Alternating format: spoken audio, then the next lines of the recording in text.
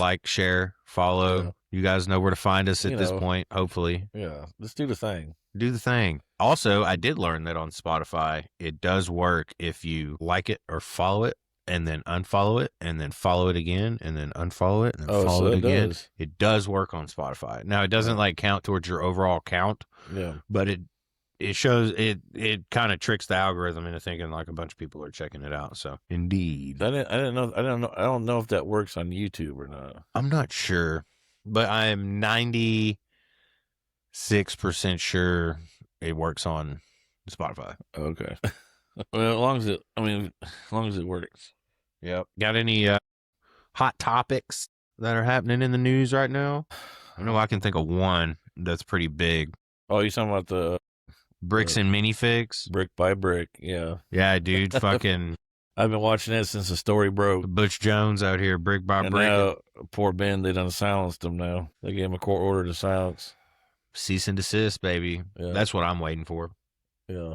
I'm just waiting for a cease and desist from somebody. If you don't know what we're talking about, then you've been living under a rock. Yeah, give it a goog. Just look up bricks and minifigs lawsuit. It's a fucking rabbit hole. It is. It's a corruption at its finest. Yeah. Or you can look up Reckless Ben. Yeah, Reckless Ben is the content creator. The content creator of it. Yeah.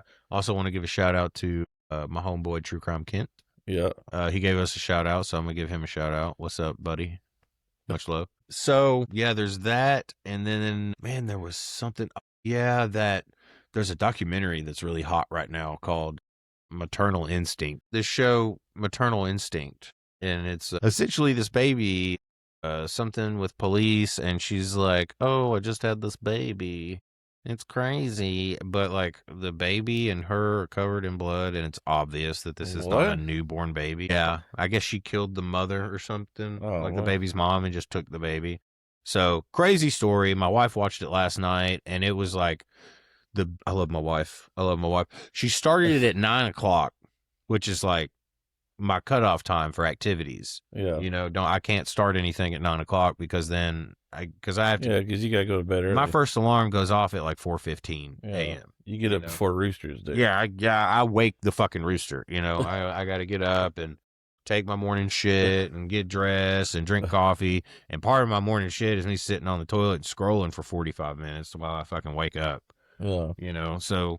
Oh yeah, you gotta get up, shit, shower, and shave. Yeah, I usually don't shower in the mornings. Sometimes I do, but I'm a nighttime shower guy. Yeah, I mean, you're gonna get dirty at work anyway. Yeah. So yeah, I'm gonna need to get clean before I get in. For those who don't know, our host Chenry here by day is a mechanic for forklifts. Yes, I'm a forklift mechanic. Check out his reels and stuff on. Forklift service technician is the official term. I think I'd be considered a journeyman too, maybe. I'm not sure how that goes. And it really doesn't work that way in forklifts.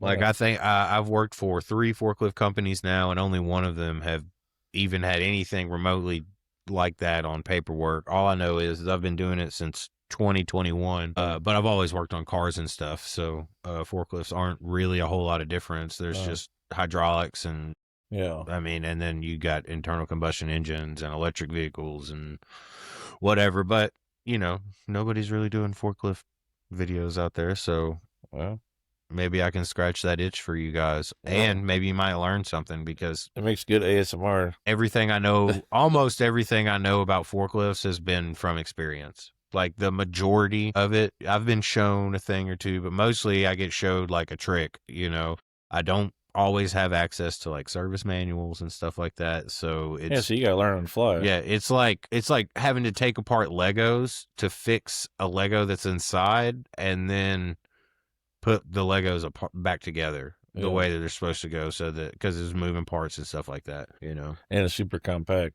Yeah, and it's in a forklift, not a car, so like the hood is under the seat.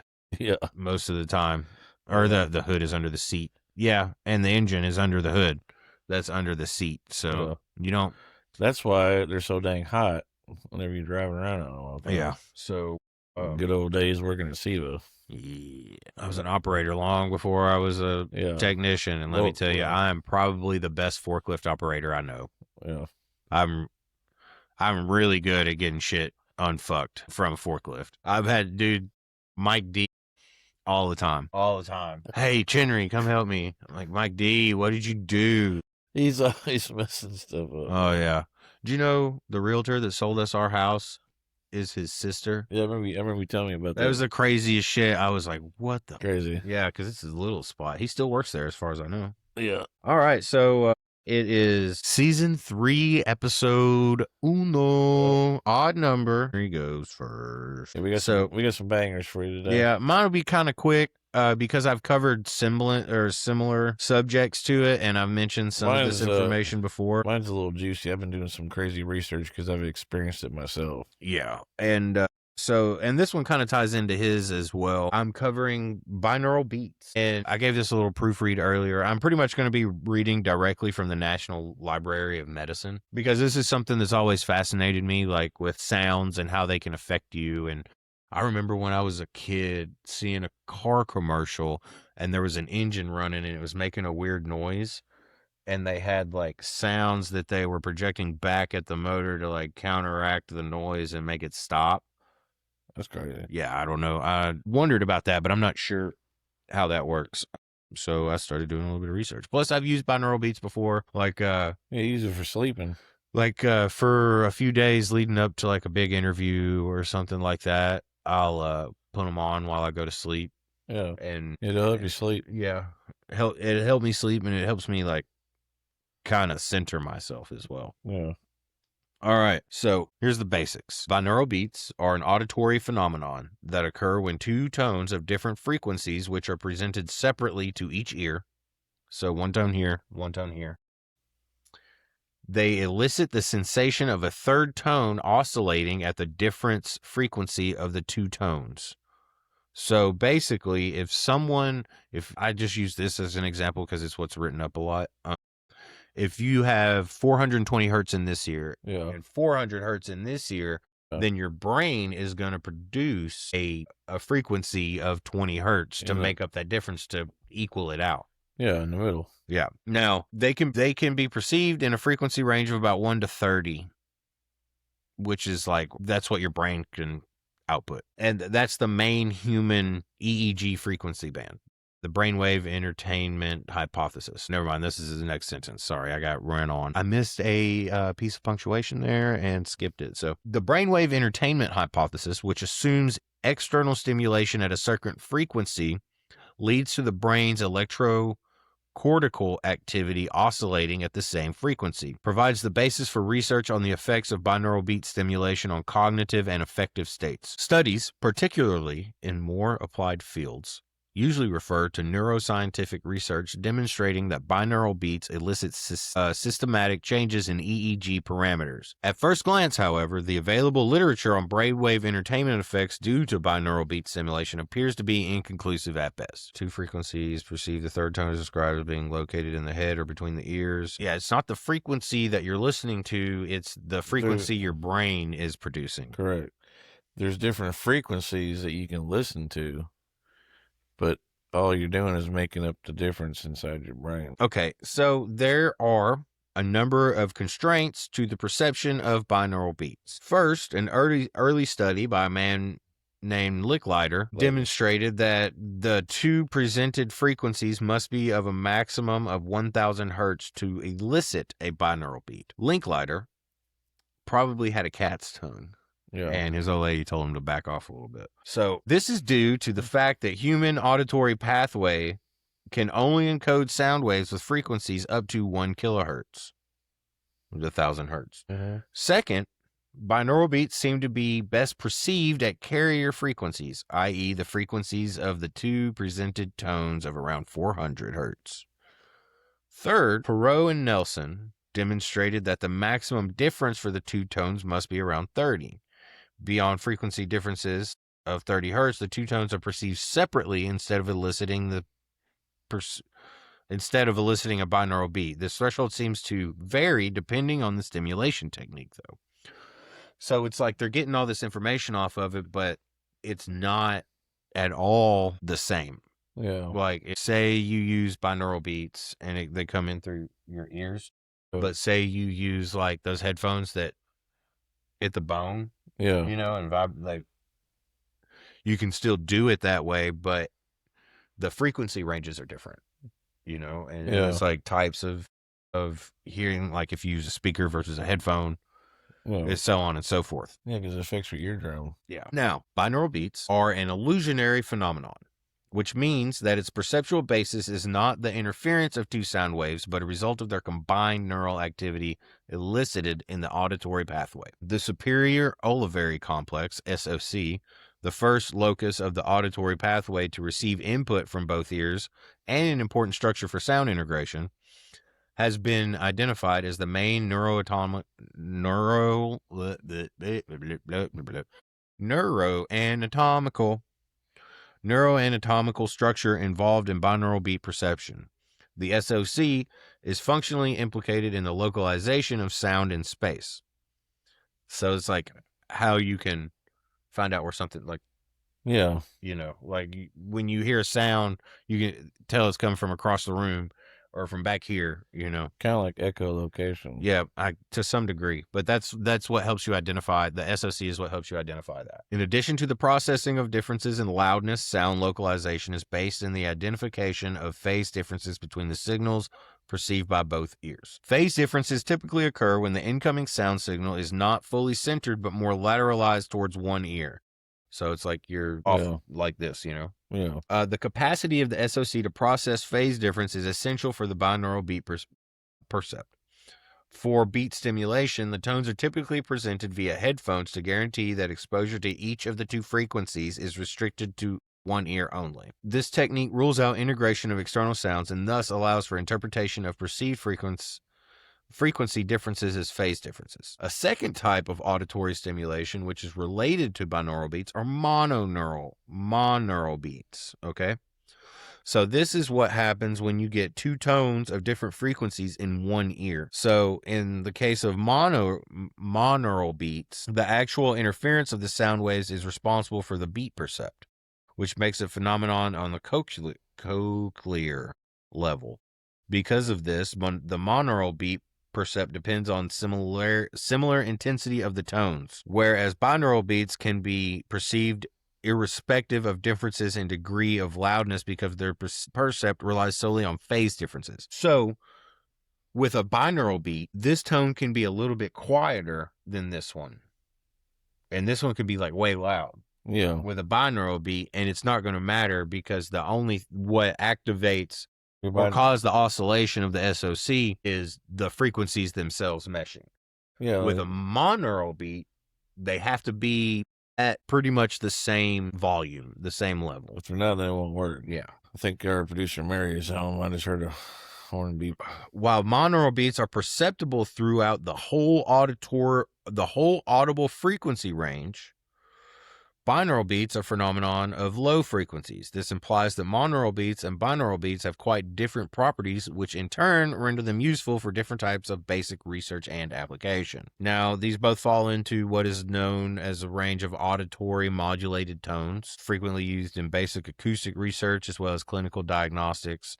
Any auditory stimulation using repetitive or modulated tones elicits a specific neural response pattern that can be measured by electroencephalography. Electroencephalography. So back to electroencephalography or magnetoencephalography, EEG or MEG. Neural responses are detectable, for example, as auditory steady state responses or auditory frequency following responses, which both appear immediately after stimulus onset in the form of composite waves, ASSR and FFR, respectively. They can be functionally attributed to discrete stages of auditory processing and are thus both relevant for sound processing and hearing research.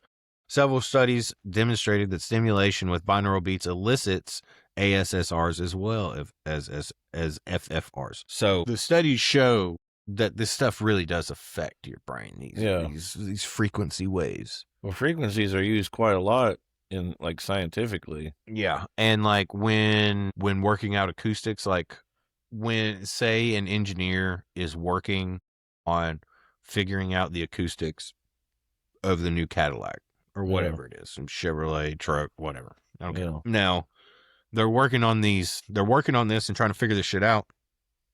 And what they'll do sometimes is use like a binaural beat and sit in the driver's seat. Yeah, the test You know, out and be like, what do I need to do to get it centered here? Well, I learned that whenever I was in, of course, I went to school for music technology, but that's one of the things that we learned was about frequencies and about hertz, or also known as, you got cycles. So anything below 20 cycles or 20 hertz is considered like dangerous. That's where you get the brown note. Boom. Who wants to shit themselves? Where it can actually like destroy. You can actually use it to physically destroy things because it's such low bass that it's like it'll actually like in studios they actually put the subwoofer in concrete, like in high-dollar studios. If they got a big huge subwoofer, they put it in concrete, that way it won't structurally damage the facility that they're in. I would feel like that would make it worse. No, they actually gotta like reinforce it. They because you gotta think bass waves, they travel in these big huge swoops, like they travel long, like they're huge. You know what I mean? Where treble is like, it's like really small. You know what I mean? So yeah, that's how. I mean, I don't get into all that, but that's how your frequencies. But it also affects you and your eardrums and shit too.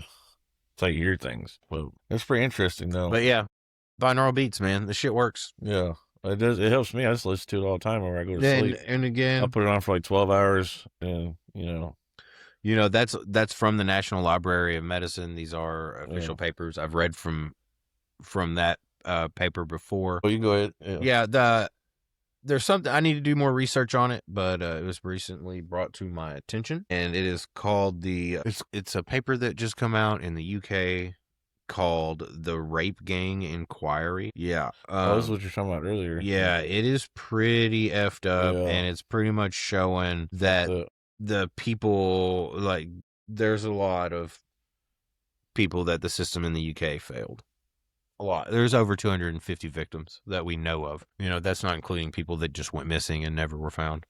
Well, which is a lot too, And I'm sure similar things are happening here, and it's still going on over there. It's not like they did this paper and it fucking stopped. Like, it's still happening. So yeah, it's messed up.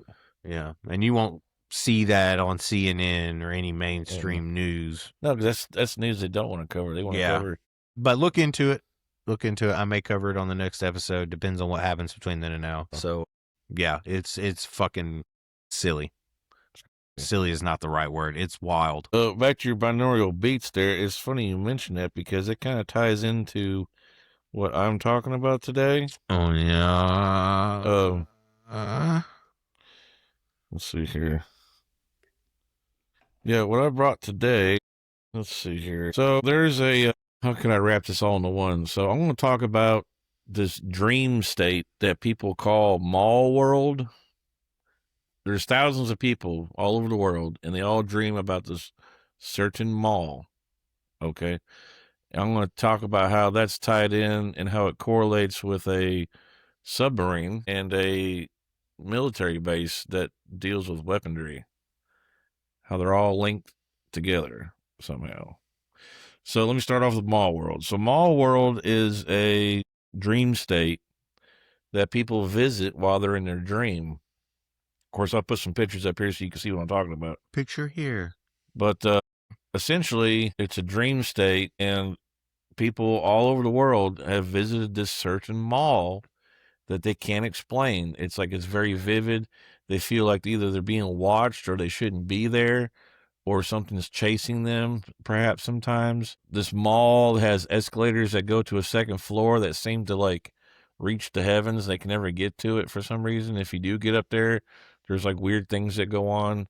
That sounds a lot like tripping DMT. There's also parts of it that go like behind the scenes, not really like back rooms per se. I know the movie just came out, but I'm saying like it's like maintenance halls and stuff, and they circle back around to like secret parts of the mall that you haven't been in yet. There's also a food court that's really well known. I've even dreamt of a movie theater in this mall. I don't know if it has a movie theater or not, but I've actually dreamt of a movie theater that's in it as well. And it's weird because that seems to be where all the people are at. Because this mall is also pretty vacant. You may see somebody walking around from time to time. I have, because I've dreamt about this place, is why it's so vivid to me. But what's weird about it is, if you look in these pictures here, I've dreamt about it with this picture here, which is in the 60s. Now, I don't know why. I was born in 81, so I don't know why I'm dreaming about this mall when it was in the 60s. A lot of these pictures were like in the 90s and early 80s. I'm dreaming about it when it's in the 60s, and what's very vivid to me about it is because of the brown tile flooring that looks like Burger King back in the day. That's what stuck out to me. Was like, I was like, I've been there before. I know that brown flooring. It's in the food court. Like, I've been to this mall. It's so vivid. I don't know what the hell. It's just crazy. But apparently, during the 70s and 80s, hence product of 81, there was tests going on with children. Of course, I was diagnosed with ADD. This is before we found out about, well, we had ADD and ADHD, but now it says ADHD. They diagnosed me with attention deficit disorder. That's what ADD is, because I'm not really hyper. But anyways, I was a troubled kid. Like, I wasn't paying attention in class and all this, woo, woo, woo. And my dad and parent, like, they took me to go get tested. They're like, well, we got to figure out what's wrong. We got to diagnose them. And I remember vividly that they gave me these hearing things like you were talking about with they gave me a hearing test when you put headphones on like I got now. And they're like, okay, we're going to play you a tone. If you hear it in this ear, raise your hand. If you hear it in this ear, raise your hand. Well, that's just a hearing test. It's like, a hearing test, but they also use that for therapy. You know what I mean? For people who suffered from trauma and stuff, they'll play tones in your ear to like try to rewire your brain, which what's a different subject for a different day. But anyways, it'll be like beep beep beep beep, but these little tones you would hear. They did that, and then they made me drink like this pink fucking weird shit that tasted like bubble gum. I guess it was fluoride. I'm not sure. And then after that, I had to take all these weird tests on the computer, whereas like it would like start flashing. It'd be like it would flash a number, and every time you see that number, you'd have to hit a button. Same thing with patterns. You'd be like every time you see a star or something, you hit a button. And then it made me take this 100 like questionnaire thing, and then I was done. And they're like, okay, he's got ADD. He's just above average as far as intelligence goes. That's why he's just bored. He's bored in school, and they sent me on my way. Now, later on, maybe that's why I never got into gifted and talented, because my parents never took me to get any kind of tested or anything. I think that might have something to do with it. Like, I never got tested for anything except for being that bitch. 100%. All right. Anywho, so later on, I find out about, well, you covered it, the Stargate program. Yeah. Which was Richard Dean Anderson and Tilk, and no, I'm talking about the Stargate show. My bad. So the CIA, for those who don't know, who haven't seen the podcast episode, it was one of them episodes not too long ago. But anyways, the Stargate program was a program ran by the CIA, and they were trying to find children or young adults that were very sensitive as far as the psychic realm goes. And they're trying to find new candidates that could actually do remote viewing, or they could do like out of body experiences, like astral project and things like that. So they're going around doing these tests, which are very similar to what I just got done saying, on kids in the 70s and 80s. So I don't know. I may be a product of Project Stargate and don't even know it.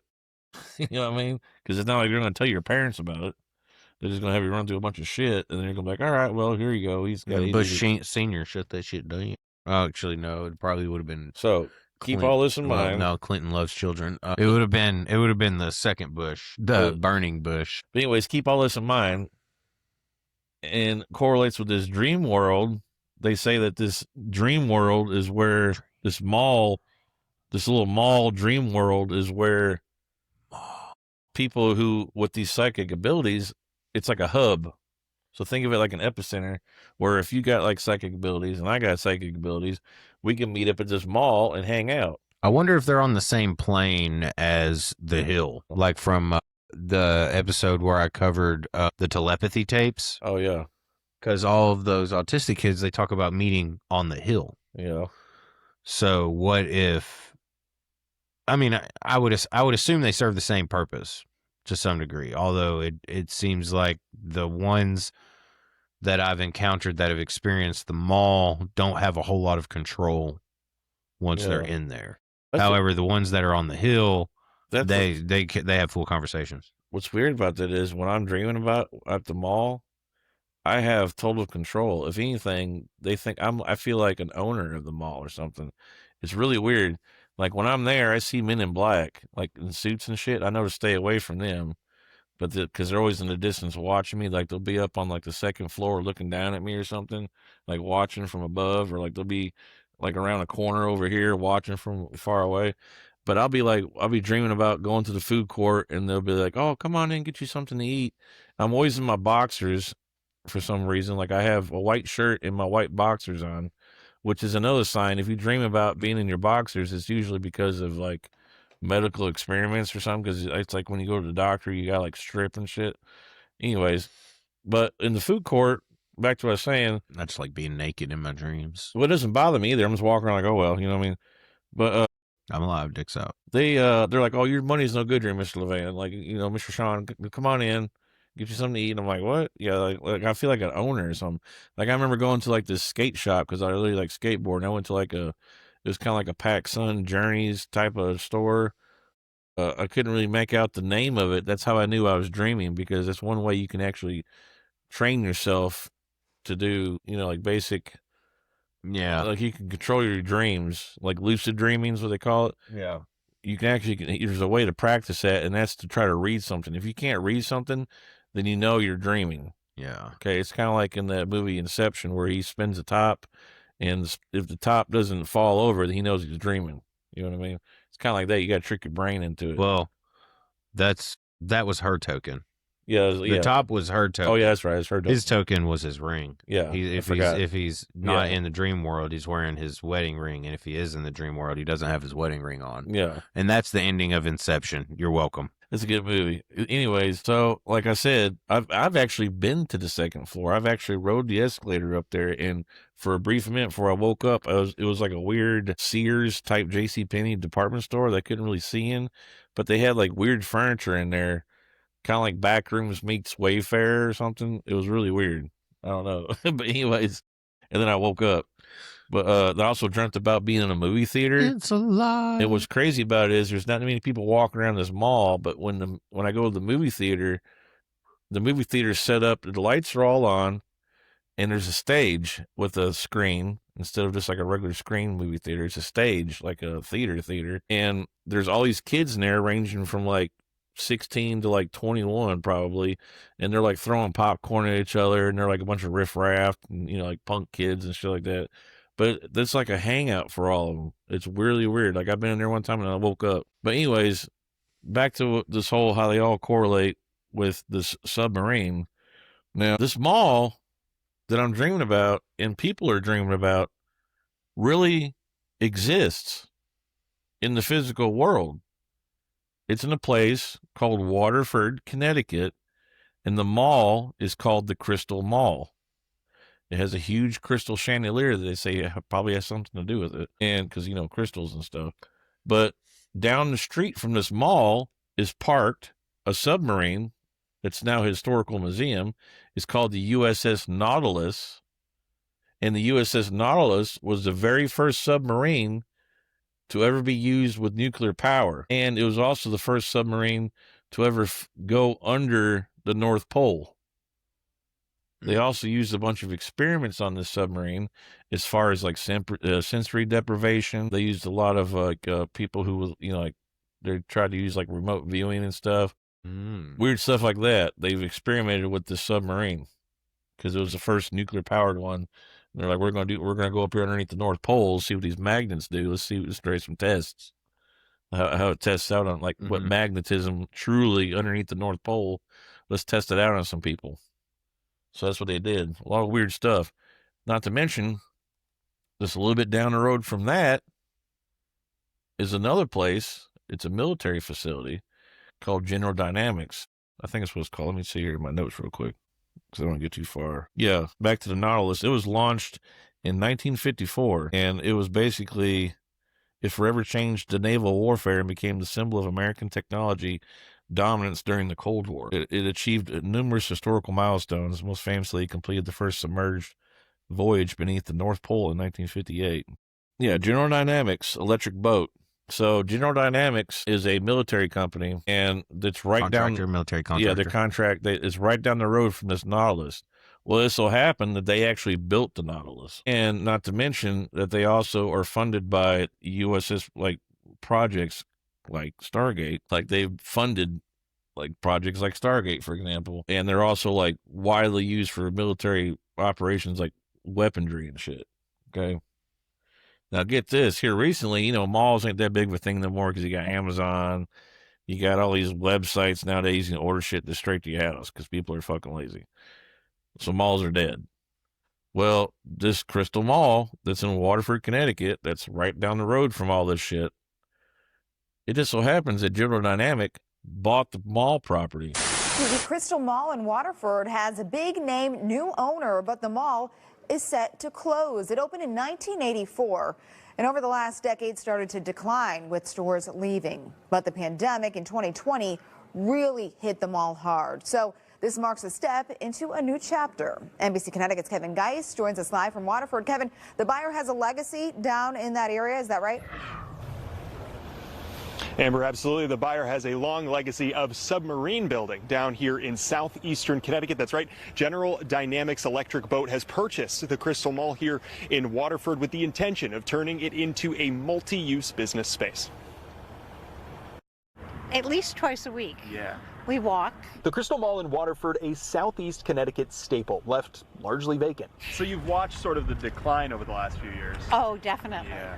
Thursday, state and local leaders excited about a new chapter for the hundreds of thousands of square feet of space. And we're now the proud owners of the mall proper, as we call it. General Dynamics Electric Boat has purchased the entire facility except for the Sears complex. They plan to retrofit the mall. This will allow us to pull the administrative functions and consolidate them in this location. Roughly 5,000 jobs, some new, set to move to the Waterford complex. They include engineering, research and development, training, among others. The company says this step allows for much needed freed up space in Groton to build subs for our Navy and our allies. It really just solves so many problems for, again, what is going to be just a huge era right now in terms of the industrial base growing.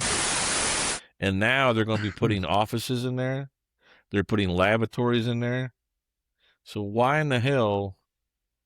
I mean, it's a lot of synchronicities and coincidences that are adding up real quick. You know what I mean? You know what I think they were preparing you guys for? What's it? August this year, when Nibiru comes so close to Earth that we lose gravity and our cats turn back into Anunnaki. So you'll be able to ask the Anunnaki, yo, what was that stuff? And they'll be like, serve us. Yeah. And then that's going to be the end of the human race anyway. But yeah, this is what I decided to bring today. I just thought it was pretty interesting because I've had, I constantly still have dreams about this mall world. And I never knew. It's a mall world after all. And I never knew why. You know what I mean? And it only happened after I went to go do these tests and shit when I was younger. That is crazy. Because I was probably about 10 or so when I went to go take these. And I've been having these dreams about this mall world ever since. Now, and I'm not the only one. Like I said, there's a lot of people that I know that have done that were gifted and talented when they were kids. Or they all experience the same thing.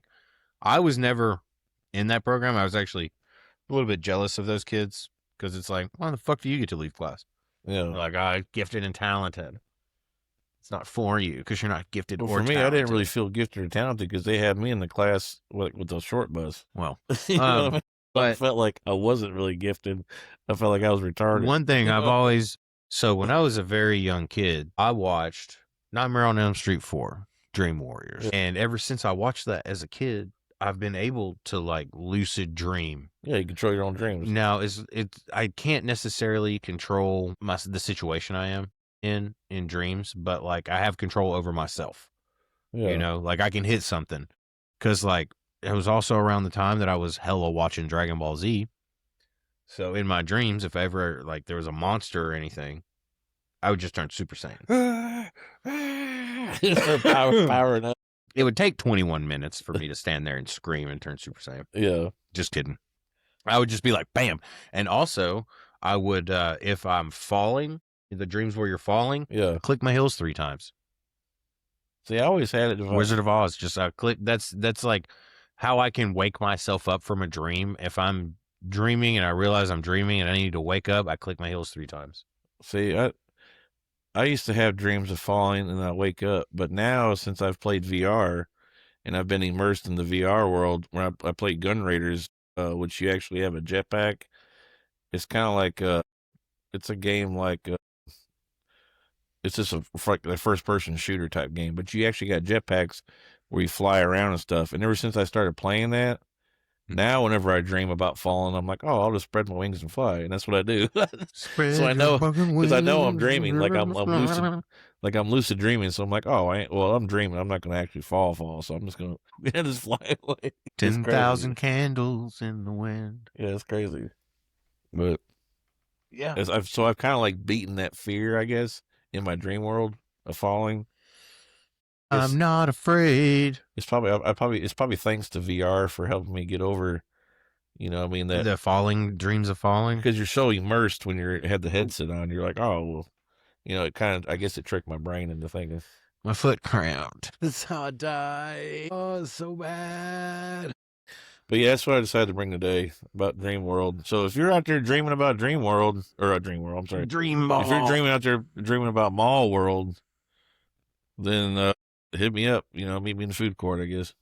I'll be there. So cramped. Like, share, subscribe. You guys know the deal. Yeah, like, share, subscribe. You good there, fam? Yeah, it just hurts so bad. But yeah, well, like I said, I'll meet you in the food court. I'll see y'all later.